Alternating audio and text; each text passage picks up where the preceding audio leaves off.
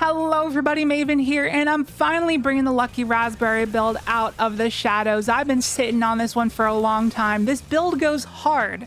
It's so good for no reason whatsoever. It just is, and I don't know why. So ever since the Edge of Fate came out, I've been waiting to cover this build because Hunters got affected the most by the sandbox changes and the stat changes in the Edge of Fate. That's why there have been a huge influx of Hunter build videos on the channel, making me seem like I'm a dang Hunter main or something, and there's still more to come. And that's why it's taken me so long to get to the Lucky Raspberry build, because there's been so many Hunter builds to cover. And this one is just so spammy, it does so much damage, and just overall an extremely slept on build. I've been using it on and off the past couple weeks, and it really surprised me. And don't get me wrong, I have used meta. I have been using the Synthoceps one-shot Prismatic Hunter build that everyone's been destroying the game with. And don't get me wrong, it's great. But the Lucky Raspberry has been somehow outperforming it in many different situations in all different kinds of content leading up to Grandmaster content. So it's somehow just very good. So let me show you what it's all about. Hope you enjoy. Shout out to our sponsor, Advanced GG, the #1 gaming supplement in the world. Use code MAVEN at checkout for 10% off. Link down below. Thank you. Alright, so let's start by reading the Lucky Raspberry. It has the perk Probability Matrix, increases the chaining capabilities of arc bolt grenades, damaging enemies with jolt lightning strikes, and collecting ionic traces both grant additional arc bolt grenade energy. Arc bolt grenades stun overload champions and delay their health regeneration. So let me demonstrate how this works. So first of all, we have Spark of Shock, so our arc bolt grenades can cause jolt. So we jolt a target, and that's going to apply that debuff to them, so every single second while they're taking damage, Jolt's going to proc and deal some damage to them, and also chain lightning to adjacent targets. And every second when Jolt does proc, it's going to refund a bit of grenade energy, and it only takes 4 of these Jolt procs to fully refund your grenade, so that is a grenade guaranteed every 4 seconds, sometimes faster. Now, typically you would think arc bolt grenades are pretty weak, but they did just receive a 15% damage buff in the Edge of Fate among a bunch of other types of grenades in the game, so they can bring the weaker grenades up with the stronger ones. Additionally, we have an artifact mod this season called Shield Crush, so when we are amplified, it's going to make our arc bolt recharge 25% faster and do 25% more damage. So that's 40% more arc bolt damage right there. So let's do a damage test. This is without Shield Crush procced, and this is around a roughly 100 grenade stat. So we do 615 damage plus an immediate 100 from the first Jolt proc, and then, Jolt's gonna proceed to proc every second for an extra 100 damage periodically. And comparing that to the Starfire Protocol, the strongest grenade in the game at the moment, that does 757 plus 710 for the second explosion from Touch of Flame, and then applies a Scorch effect. So it is considerably stronger, albeit the Scorch damage is way weaker than the Jolt damage, but you do periodically get solar ignitions depending on what you're doing. However, we can further buff the damage of our arc bolt grenade using the new Festival Flight Area Denial Grenade Launcher from the Solstice of Heroes event with the perk Blast Distributor. So when you hit a target, it's going to give you bonus grenade stat. And since it's an area denial that deals damage over time, you can proc all 5 stacks of it on a single target. So after hitting Carl with the full blast of this thing, our arc bolt grenade damage goes up to 869, which is a little bit more than the first hit we got with Starfire. Now, doing a side-by-side comparison with the Lucky Raspberry along with Witherhoard and Antedate versus the Starfire Protocol with Witherhoard and Yeartide Apex, and the Starfire Protocol completely blows it out of the water, doing like nearly double the DPS because it's one of the most broken DPS builds in the game right now. Editor's note, that is not true. I tested out the Yeartide Apex with Fever and Chill on Hunter, and it did identical DPS to Starfire. So yes, Lucky Raspberry is just as OP as Starfire, which is insane. But you can see that the Lucky Raspberry spams grenades at a much faster rate than the Starfire. It is literally the Hunter's version of Starfire. And the thing about it is that it is literally infinite. Once you proc Jolt on something, you can chain arc bolts forever. But with the Starfire, in order for it to work, you need to be Radiant, which can run out versus some bosses. So the Lucky Raspberry wins for consistency, it also wins at ad clear, and it also wins at survival. Now, yes, Starfire may be like one of the best Warlock builds for DPS and just boss phases in general, but I've tried to use it in general play, and it's just so much harder to survive because I ain't running Ember of Mercy. Obviously, you can't run healing grenades.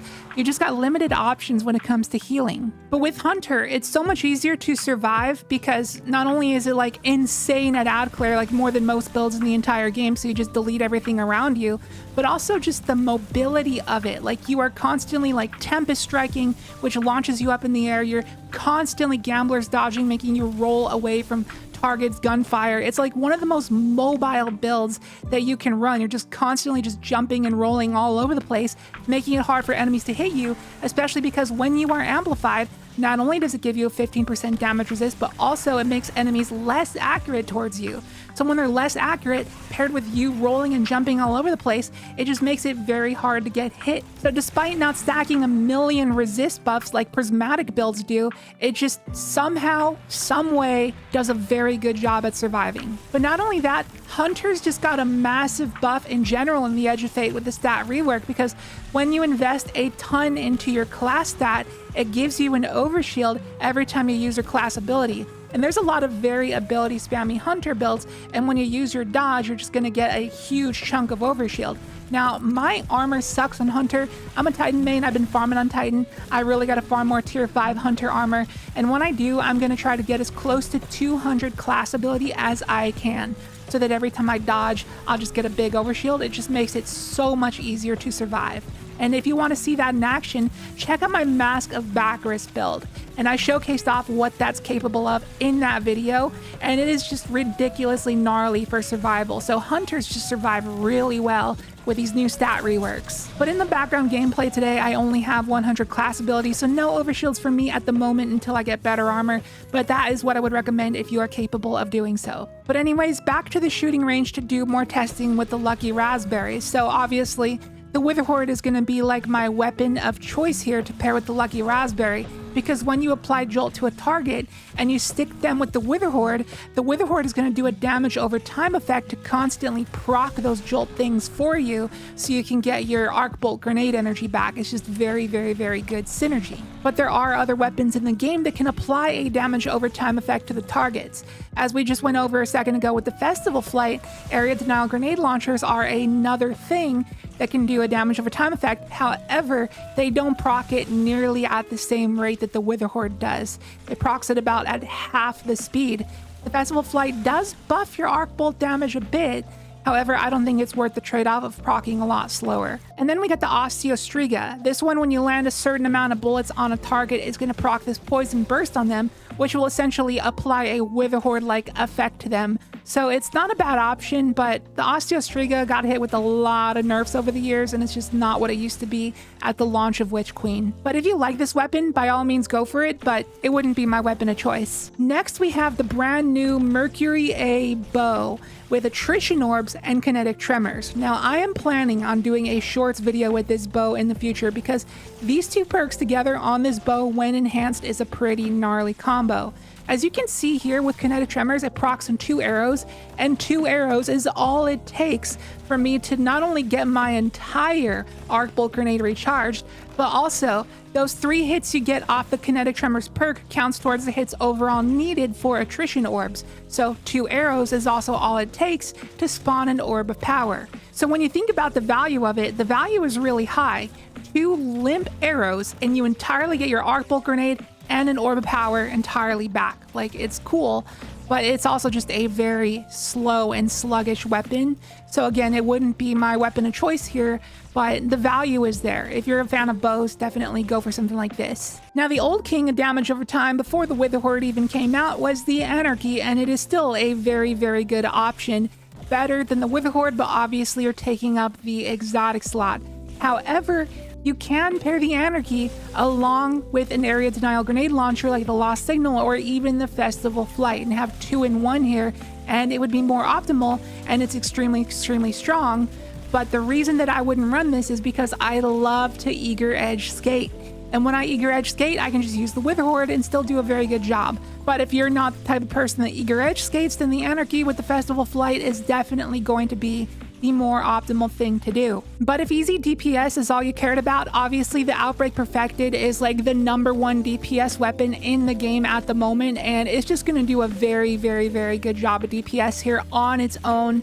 And it just does a very good job also at recharging those arc bolt grenades because it spawns those nanites, and those nanites are technically damaged over time, and it just does some extreme DPS without pretty much any help needed. So if you're not really much of a Witherhoard SMG gamer, then Outbreak Perfected is probably going to be what you're going to want to run to be like the most optimal. And then if you run this, you also free up your energy slot to run a special, such as the Warlord Spear, for example, which gets rewind rounds and jolting feedback. And that's pretty solid because jolting feedback obviously is a perk that can apply jolt for you. So if you're ever caught in a situation where you do not have an arc bolt grenade charge up, you can apply jolt for free with your Warlord Spear, and then that's just going to guarantee to get you back your arc bolt. But the next thing that I got the closest to considering was actually like combining the Starfire build with this build and using that Year-Tide Apex with Heal Clip and Burning Ambition on Hunter. Because remember, we have the Fever and Chill artifact mod, which grants you Radiant after a few precision hits. That's easy to proc with a 900 SMG. And then you can pair that along with Radiant Shrapnel. So when you deal damage to a target while you are Radiant, it spawns those Solar Seekers. You just fly around the place, seek targets, and apply more Scorch. Pair that along with Burning Ambition on your SMG, and you can cause Solar Ignitions and Jolt at the same time and do some extreme damage. It definitely does a lot more damage than the loadout I'm going with Witherhoard Antidate. However, this one is just not going to have as much synergy with your subclass, and I'd rather synergize with the subclass. So with that said, my weapon of choice is still going to be the new Antidate SMG from the Desert Perpetual raid. The roll we got is Rolling Storm with Jolting Feedback, which is just a crazy roll for any arc build in general right now. I even did a full video on god rolls for this weapon, and this was my god roll of choice. And another roll I want to get for this thing is Rewind Rounds with Jolting Feedback as well. I would like to give that a try. But Rolling Storm is very good for Bolt Charge. When you enhance Rolling Storm, every kill is going to give you 2 stacks of Bolt Charge, whether you're amplified or not.